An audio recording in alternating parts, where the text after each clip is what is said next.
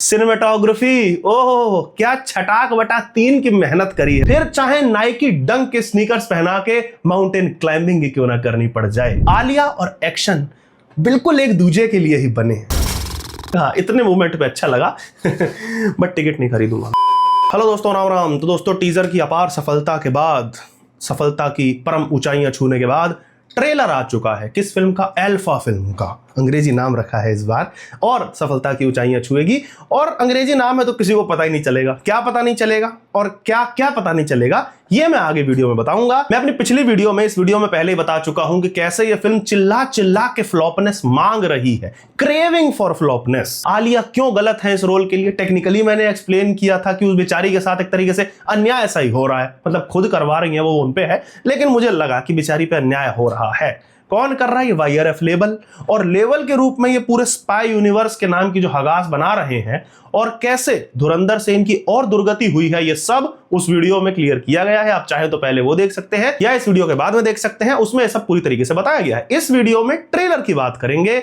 सबसे पहले तो मैं यही कहूंगा कि ब्लैक विडो दिखा दो एक, नहीं मतलब थोड़ा सस्ते में दिखाना। ज्यादा उतना मेरा बजट नहीं है, मतलब वाईआरएफ का बजट तो बहुत होता है, मेरा देखने का बजट नहीं है, तो इसलिए मुझे ब्लैक विडो दिखाओ, लेकिन थोड़े सस्ते में। बाकी आप ये भी सोच रहे होंगे कि मैंने ट्रेलर रिव्यू के साथ साथ फिल्म रिव्यू क्यों लिखा।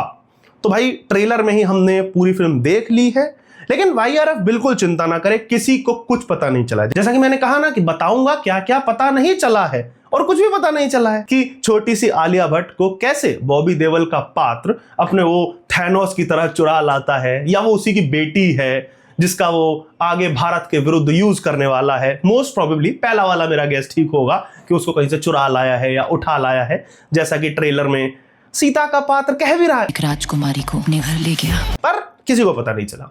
बॉबी देओल का कैरेक्टर राक्षस टाइप का है, घमंडी है, जो कि उसके शस्त्र हैं, ये भी हमें बिल्कुल नहीं बताया गया ट्रेलर में। और ये सब देख करके, सुन करके आपको ऐसा बिल्कुल भी नहीं लगना चाहिए, जो कि मुझे भी नहीं लगा, कि बॉबी देओल का पात्र नॉन बैंगनी कलर का थैनोस है। वो ला करके आलिया भट्ट के कैरेक्टर को ट्रेन करता है, एक तरीके से असैसिन, एक हथियार बना देता है उसे। ट्रेनिंग के बीच में बहुत से शारीरिक दंड भी देता है, जो कि ट्रेनिंग में हम देखेंगे।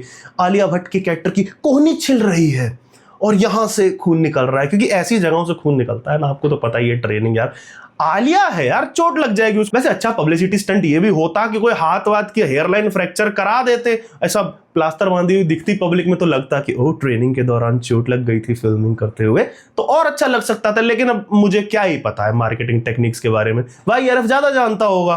तो ये पूरा प्लॉट जो था, सस्ती ब्लैक विडो, नहीं मुझे सस्ती नहीं कहना चाहिए, ब्लैक विडो का, यानी कि नताशा रोमानोफ के जैसा जो प्लॉट हमें देखने को मिला है, वो बिल्कुल भी ब्लैक विडो का प्लॉट नहीं है। नहीं, उसके साथ थोड़ा ऐसा हुआ था कि शारीरिक प्रताड़ना दी गई थी नताशा रोमानोफ के कैरेक्टर को, और ऐसे ही असैसिन बना के, फाइटर बना के खड़ा कर दिया था किसी ने। नहीं, ऐसा कहां हुआ था।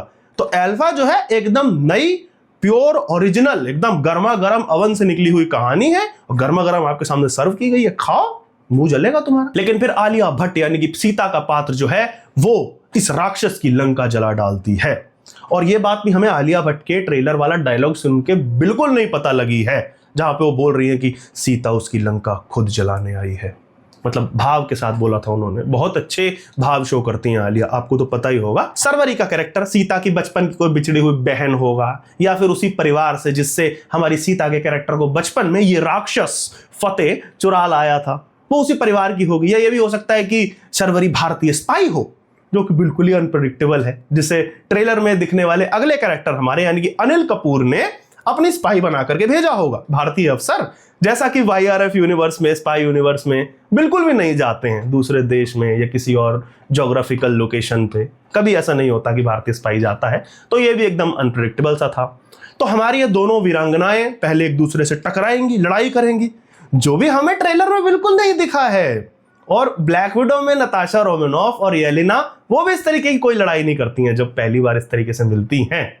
और उसके बाद ये दोनों BFF यानी कि बेस्ट फ्रेंड फॉर एवर, या लड़कियां बेस्टी कहती हैं उसे, वो बन जाएंगी और फिर मिशन करेंगी, जिसमें वो रावण रूपी बॉबी देओल, फतेह जिनका नाम बताया जा रहा है, उसका खात्मा करेंगी। अच्छा, इस सब के बीच थोड़ा सा ग्लैमर होना चाहिए। स्पाई यूनिवर्स है, कहां तुम्हारी ये धुरंधर टाइप की पिक्चर थोड़ी है कि स्टोरी चलती रहेगी। मतलब साला कैरेक्टर चले जा रहा है, वो जा रहा है, पिट भी रहा है, उसके बीच में एक सब प्लॉट आपने बना दिया रहमान डकैत का। अरे क्यों दिखा रहे हो? रहमान डकैत थोड़ी हीरो है पहली पिक्चर का, क्यों दिखाया जा रहा था आदित्य धरू से? अरे पूरी पिक्चर में हमजा ही हमजा दिखता, पहले फ्रेम से लेके आखिरी फ्रेम तक हमजा ही हमजा। जैसे कि अल्फा के टीजर में आलिया ही आलिया थी, क्योंकि फिर सरवरी आ जाती तो वो इनसिक्योरिटी। तो जैसा कि मैंने बताया, धुरंधर जैसी बिना प्लॉट की, बिना स्टोरी की, वाहियात डायलॉग्स वाली फिल्म ऐसी नहीं बन रही है। ये भाई फिल्म जैसी फिल्म है।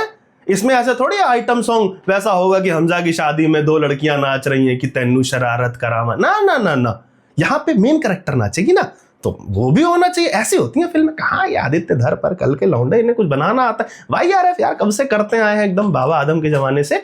तो बीच में थोड़ी वाइबिंग होगी जब दोनों गर्ल्स अपनी मिशन पे हैं, उसमें डांस होगा, वाइब करने के लिए माउंटेन भी चढ़ जाएंगे, थोड़ा आपस में थोड़ी चुटकियां भी लेंगी।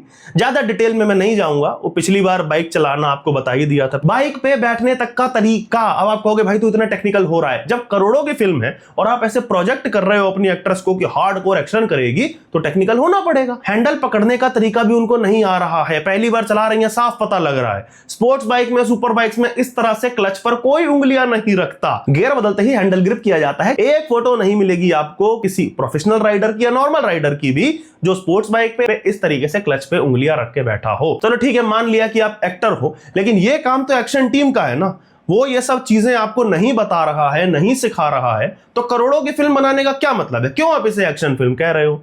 कि बाथटब में अधनंगे बैठ गए, चोट के निशान दिख रहे हैं, कट्स के निशान दिख रहे हैं, ओहो हो, बन गई ब्लैक विडो। अब इस बार भी कुछ मिला है, लेकिन फिर बोलूंगा तो फिर आप कहोगे भाई तू इतना डिटेल में जा रहा है, लेकिन ये कमबख्त आंखें हैं ना भाई, कैसे रोक लूं? अब दिख जाता है।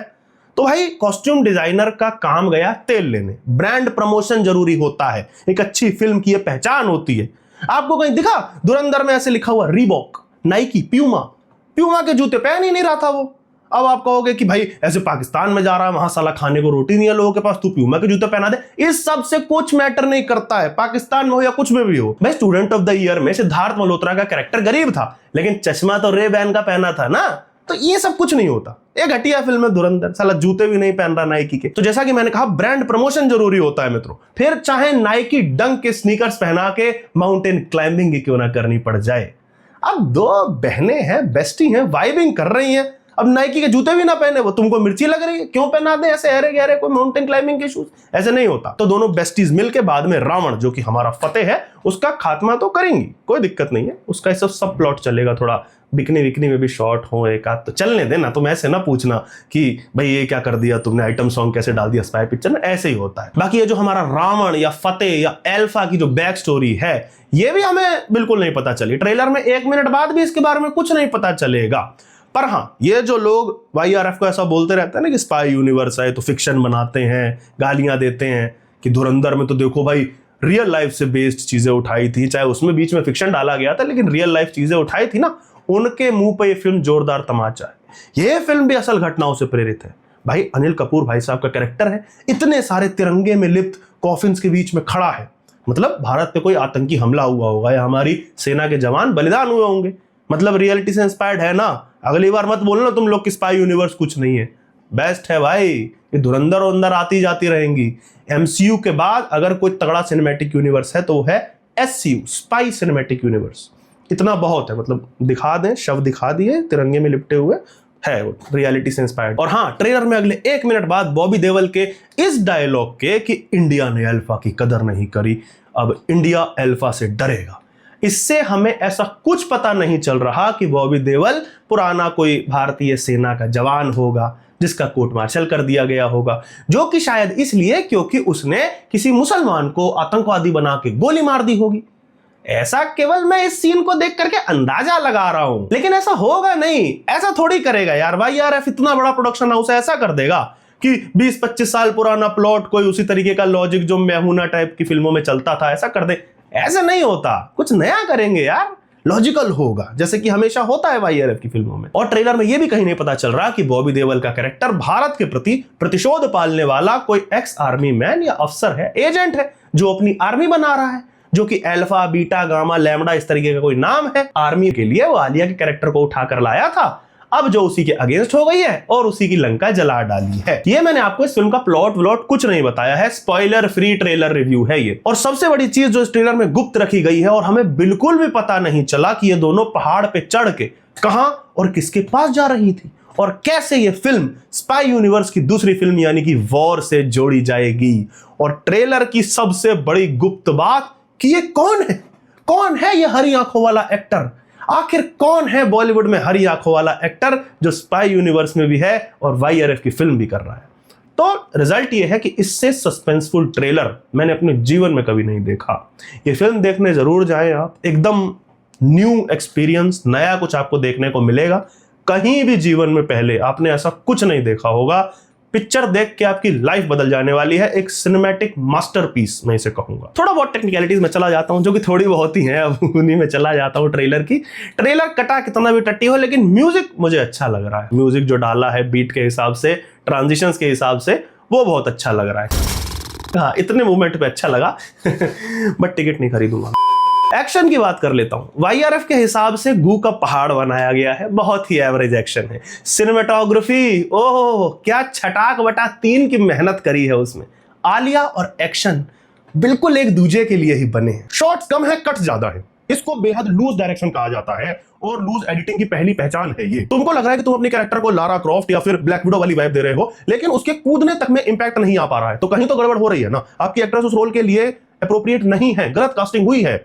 आदित्य चोपड़ा जी, आपकी बुआ के लड़के करण जौहर, ये एक्सपेरिमेंट पहले ही कर चुके हैं। 1-2 साल पहले एक जिगरा नाम की सुअर की टट्टी, जिसको फिल्म भी कहा था उन्होंने, वो आई थी। आलिया से थोड़ा बहुत एक्शन कराने का, हार्डकोर एक्शन कराने का भी असफल और घटिया प्रयास हो चुका है। हाँ, तो ये पता नहीं कौन था बकवास कर रहा था इस वीडियो में आदमी। आलिया परफेक्ट है इस रोल के लिए, जरूर देखने जाइए फिल्म। शर्वरी सुना है बहुत बढ़िया एक्ट्रेस हैं, मुझे भी बहुत उम्मीद है उनसे।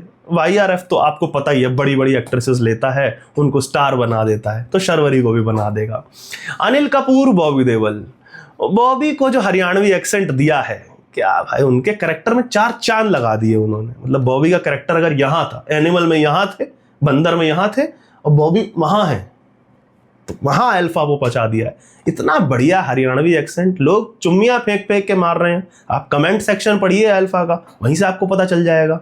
और बाकी खलनायक का रोल तो हमने कभी देखा ही नहीं है बॉबी देओल को करते हुए। कभी देखा आपने नेगेटिव कैरेक्टर करते हुए? तो एनिमल में देखो कितना पॉजिटिव उनका कैरेक्टर था, तो एकदम नया कैरेक्टर है ये उनके लिए। बॉबी देओल को ऐसे हमने कभी देखा ही नहीं। सोचिए आपको कितना नया कुछ देखने को मिलेगा, और उसके ऊपर से हरियाणवी एक्सेंट जो उनके रोल को और ऊंचाइयों पे लेके जा रहा है। YRF की फिल्म है और अनिल कपूर, तो फिर वही बात हो गई कि जो 3 इडियट्स में था, परमानेंट टू सर। तो ये सीरियस बातें बहुत हो गई, थोड़ी सी मजाक की बात करूं, थोड़ी सी मुझे उम्मीद है तो वो है म्यूजिक से। ट्रेलर का म्यूजिक देख करके ठीक लगा है, ट्रांजिशन जैसा कि मैंने बताया वो ठीक थी, म्यूजिक ठीक था, लेकिन कोई अनिरुद्ध रविचंद्र का लेवल तो था नहीं कि उसके लिए ये 2.5 घंटे की फिल्म में देख पाऊं। मेरी औकात भी नहीं यार, कहाँ मेरी बुद्धि में ये सब फिल्में देखूं भाई। मैं ना गरीब आदमी हूँ, मैं यूट्यूब पे सुन लूंगा गाने, क्योंकि म्यूजिक अच्छा है तो वहीं पे मैं संतोषी आदमी हूँ मैं। बाकी ये ट्रेलर और टीजर मैंने रिव्यू कर दिया क्योंकि यूट्यूब पे था और फ्री में था, और मुझसे आप इतनी बड़ी अपेक्षा ना रखें कि मैं ये फिल्म देख सकूंगा। मेरा इतना सा जो अखरोट जैसा दिमाग है, मेरा अखरोट जैसा दिखता है ना दिमाग, मेरा उतना ही है भाई, तो मैं पचा नहीं पाऊंगा और रिव्यू तो बिल्कुल नहीं कर पाऊंगा। तो मेरी इतनी हिम्मत नहीं है। अखरोट जैसे उस मेरे दिमाग में थोड़े बहुत ही ब्रेन सेल्स हैं मेरे, तो वो भी चले जाएं ये फिल्म देख के कैसा लगेगा, तो वो तो मैं देख नहीं पाऊंगा। सॉरी मेरी तरफ से, सॉरी। लेकिन आप लोग फिल्म देखने जरूर जाइए, मैं बिल्कुल आपको प्रमोट करूंगा कि आप इस फिल्म को देखें। जैसा कि मैंने आपको बताया, ट्रेलर में पूरे में कुछ भी पता नहीं लगा है, मोस्ट सस्पेंसफुल ट्रेलर, तो आपको ये फिल्म थिएटर में देखने जाना चाहिए। मैं तो कहूंगा कि IMAX में देखिएगा। बाकी मैं जा रहा हूं 3 जुलाई को, राव बहादुर नाम की एक फिल्म आ रही है, तेलुगु फिल्म है, टीजर देख लेना जा करके, यूट्यूब पे पड़ा है, परसों तरसों आया था। मुझे कलर, प्रोडक्शन डिजाइन उसका बहुत मस्त लग रहा है। ये बेकार की चीजें होती हैं, कुछ नहीं होता प्रोडक्शन डिजाइन वगैरह, तो मुझे ऐसे अच्छा लग रहा है। बाकी इसका जॉनरा है थ्रिलर और साइकोलॉजिकल थ्रिलर है। बाकी मैं आकर के रिव्यू डाल दूंगा, ऐसे ही देख लेना, आगे बढ़ा देना देख कर। लेकिन अल्फा देखने जरूर जाना, देखो अल्फा मिस मत करना, वरना आलिया आ जाएगी, तुम्हारे घर आ जाएगी। स्पाई यूनिवर्स की उसकी पिक्चर मिस करोगे तो अपना दूसरा वाला जो वर्स यूनिवर्स है ना उसका, वो कौन सा है, जो भी अस्त्रा वर्स, जो इतने सारे वर्स है, साला नाम भी भूल, जो भी है, मतलब उसमें से निकाल करके ले आएगी उसको। जानते हो ना किसको लाएगी? उसी को। शिवा